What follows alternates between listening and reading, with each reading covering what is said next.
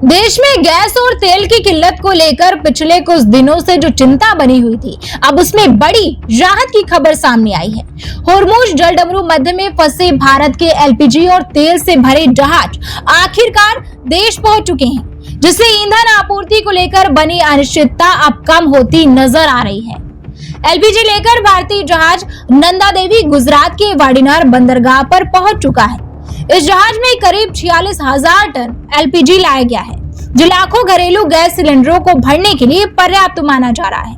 बताया जा रहा है कि पहले इस जहाज को कांडला बंदरगाह पर पहुंचना था, लेकिन बाद में इसका रूट बदलकर वाडीनार कर दिया गया ताकि सप्लाई को तेजी से आगे बढ़ाया जा सके। वहीं दूसरा जहाज जगलाटकी भी गुजरात के मुद्रा पोर्ट पहुंच चुका है, जिसमें करीब 81,000 टन कच्चा तेल लाया गया है। इस तेल का इस्तेमाल रिफाइनरियों में होगा, जिसमें पेट्रोल और डीजल की सप्लाई को मजबूती मिलेगी।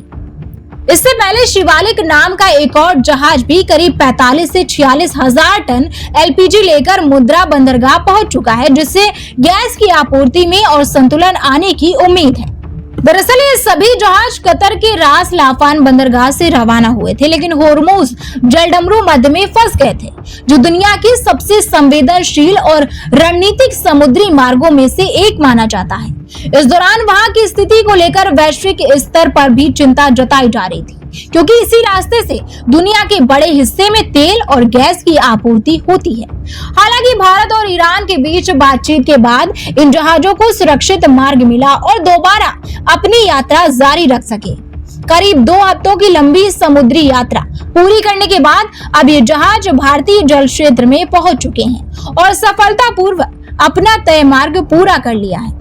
इन जहाजों के सुरक्षित पहुंचने से देश में एलपीजी और तेल की सप्लाई को लेकर बनी चिंता अब काफी हद तक कम हो सकती है, खासकर उन इलाकों में जहां हाल के दिनों में गैस की कमी और लंबी कतारों की खबरें सामने आ रही थी।